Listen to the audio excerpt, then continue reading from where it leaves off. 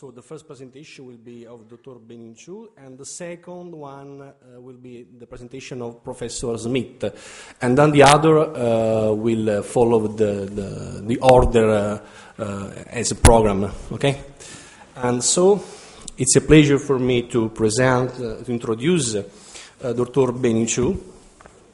With a very interesting curriculum.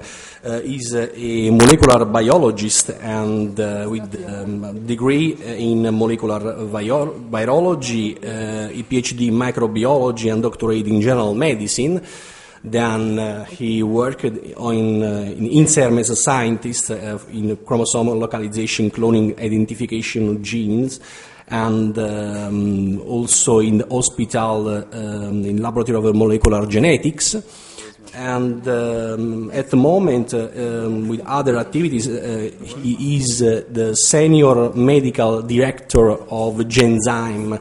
Is a company, very interesting company. I think that now he will show also the mission of this company. So it's okay for the presentation? Okay. Thank you very much.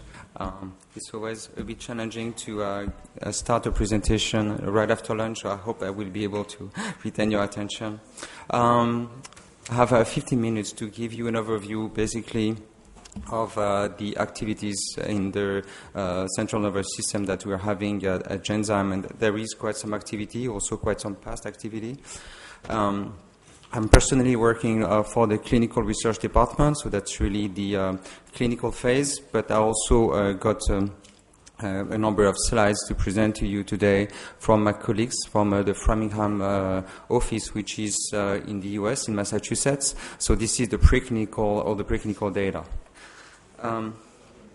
So I won't go into all the generalities about the need, unmet medical need for the CNS disorders. I think that's obvious to everyone. The interest of Genzyme for this neurology and neuroscience area has started, I would say, in 1998, and it has continued over time. We've been working in Parkinson, multiple sclerosis, and also the neurological manifestation of lysosomal storage disorders, ALS, etc. And we also have and are still using a number of therapeutic approaches that range from just the small classical small molecules to gene therapy, but that also encompasses xenotransplantation, monoclonal antibodies, antisense oligonucleotides, so that's extremely varied. I'm certainly not going to present all of that to you today. I would just select a few, I have selected a few of the topics that I thought could be interesting to you.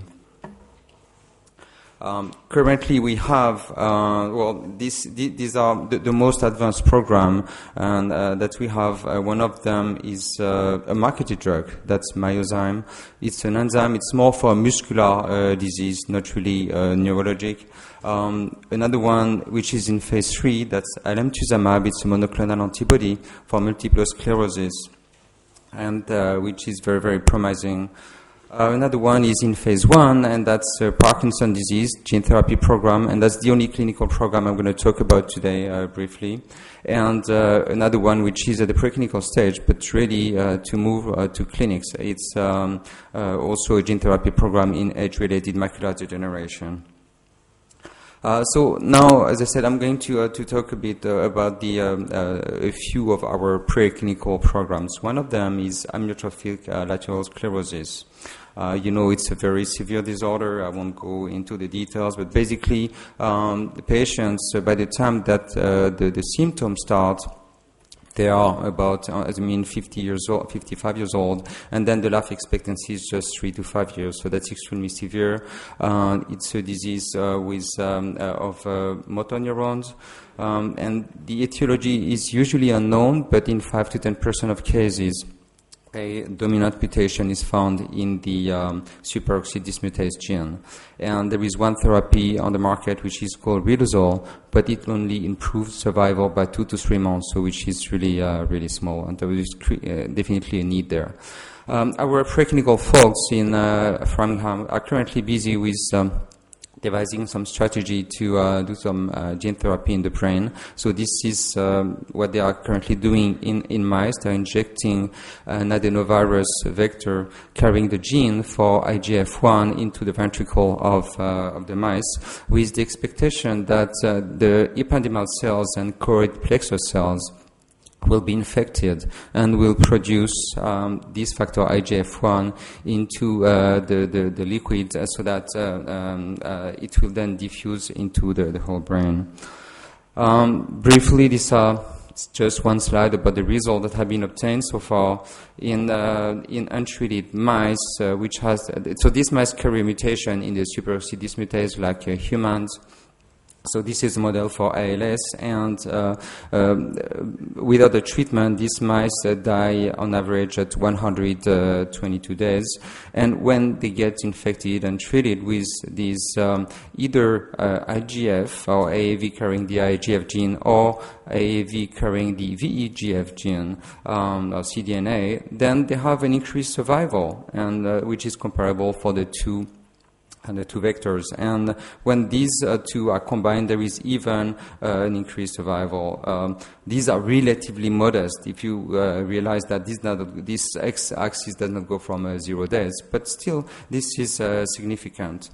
And this also correlates with an improvement of the motor function. So rotarod is a measurement of motor function in mice.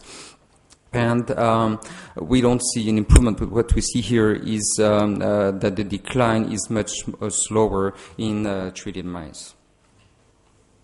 Another disease that we're working on is spinal muscular atrophy, very severe as well, monogenic disorder. Patients have mutation, very often a deletion in the SMN1 gene, and the loss of the SMN protein results in the loss of spinal cord motor neurons.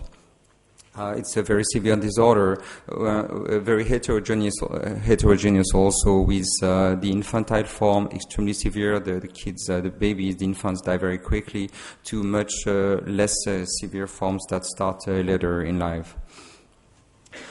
We have two different approaches to try and find a treatment for SMA at the moment that we're working on.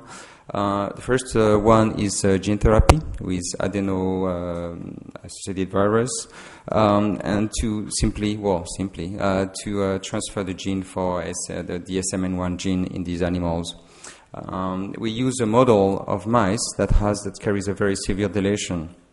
And as a result, the window of opportunity for treatment is extremely short, because these mice die after 2 weeks when they are not treated. These are a few results that we've obtained that show the untreated mice. There is no expression at all of SMN1. And in those mice that have been treated, you see very clearly that these white spots represent actually the expression of SMN1. That's also very clearly shown in the pictures below. And I have others in color which are even nicer, which show the colocalization of the SMN1 protein in the motor neurons, together with a specific marker of the motor neurons, which is CHAD. So, and the good thing about that is that these mice, as I said, when they're not treated, they live for about 2 weeks, and when they're treated, they live up to 150 days. So that makes a big difference. Obviously, scaling that up to humans is another story, but that's still a very interesting result to pursue. We are actually probably more busy with another approach, looking for SMA.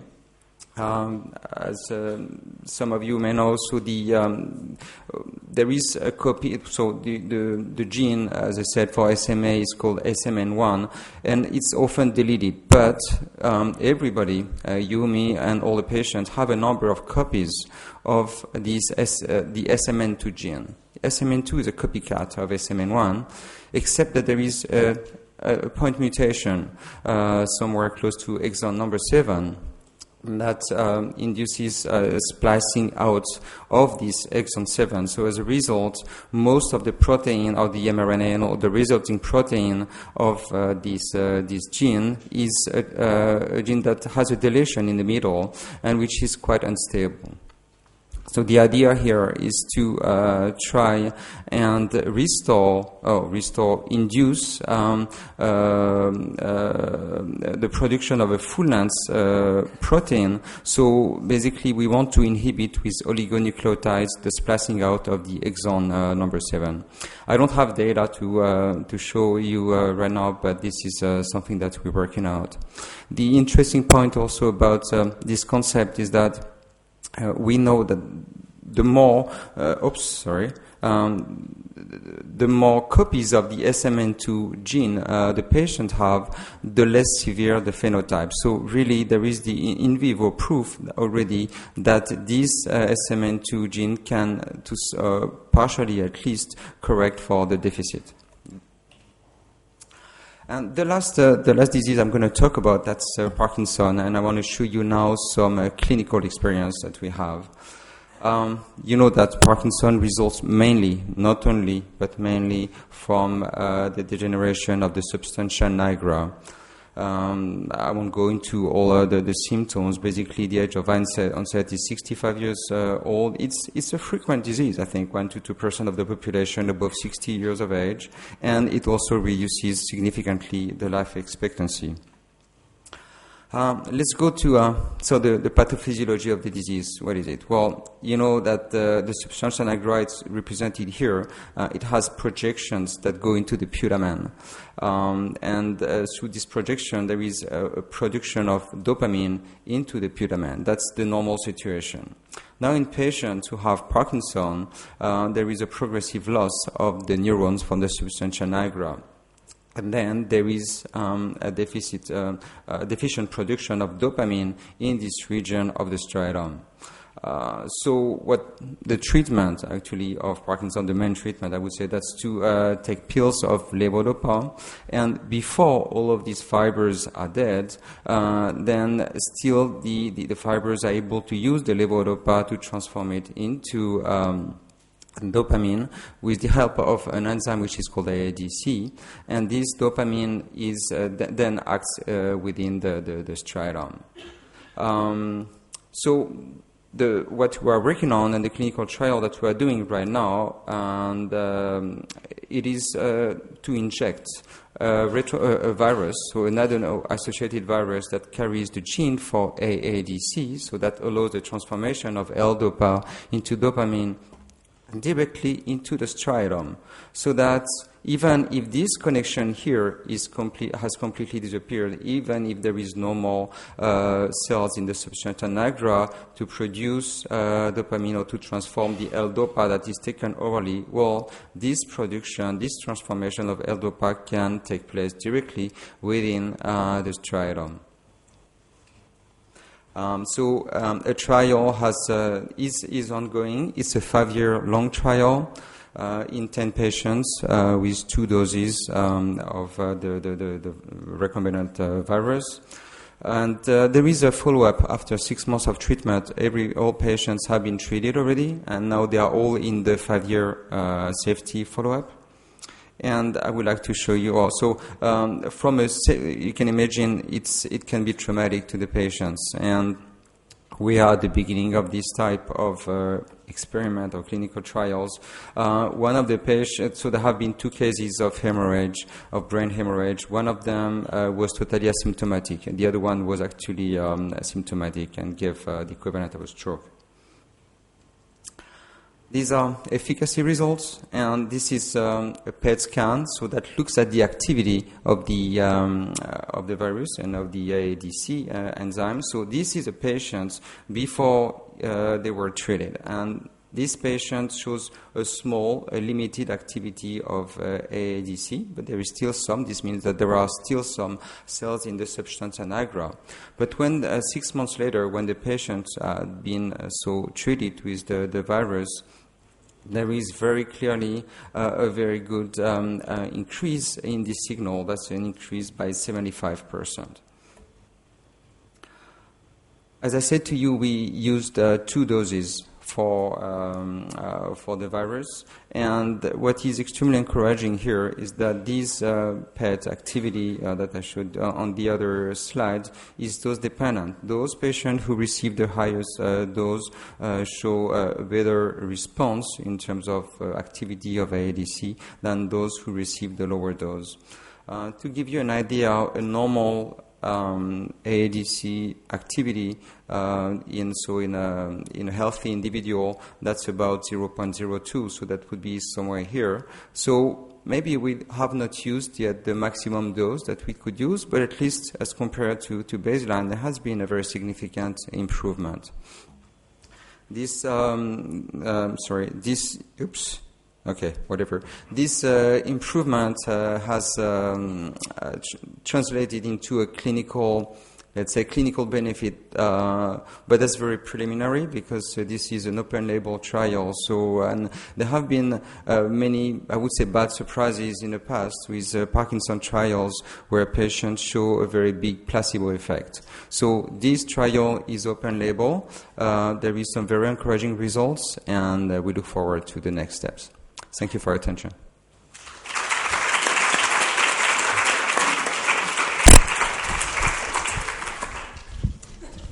So thank you for the interesting presentation. Any question? Maybe I have a couple of questions. For example, the first concerning the use of VEGF against amyotrophic lateral sclerosis. I know that there is, I'm not an expert of the field, but I know that there is a recent work, a clinical trial on VEGF without views.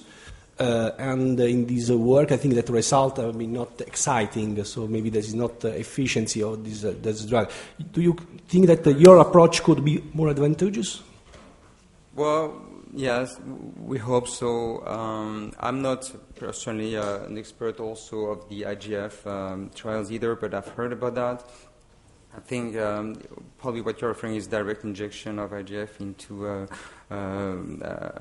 the spinal cord.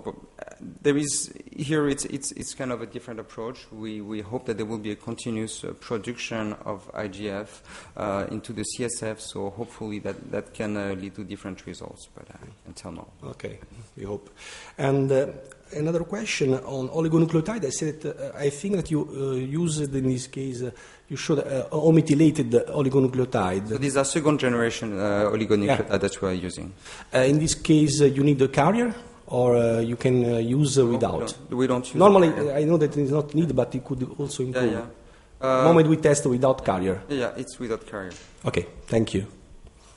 Other question? Massimo. Just one question concerning I think it's also without microphone. Okay, more or less, just like Pavarotti, Bonanno. Okay. The concern is the safety of some strategies that you proposed, especially considering the fact that in some cases you have just to have a several administration in case of chronic therapy. If you can comment on that.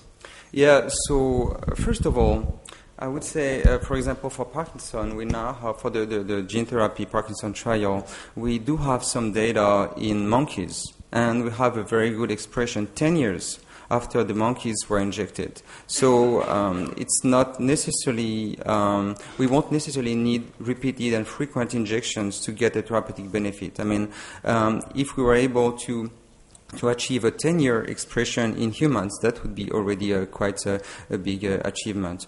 Talking of oligonucleotides, for example, injected into the spinal cord, these oligonucleotides have a very long half-life. Actually, they are not catabolized very quickly. They can stay for very long. And so, again, we hope that this type of approach will be viable in the future. But your point is well taken. I mean, it's obvious that some of these approaches won't be feasible practically. This is really in a research process. So that depends on the programs.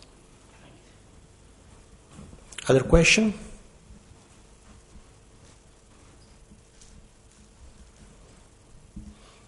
Okay. I think that we can Thank you. move to the next speaker. Thank you.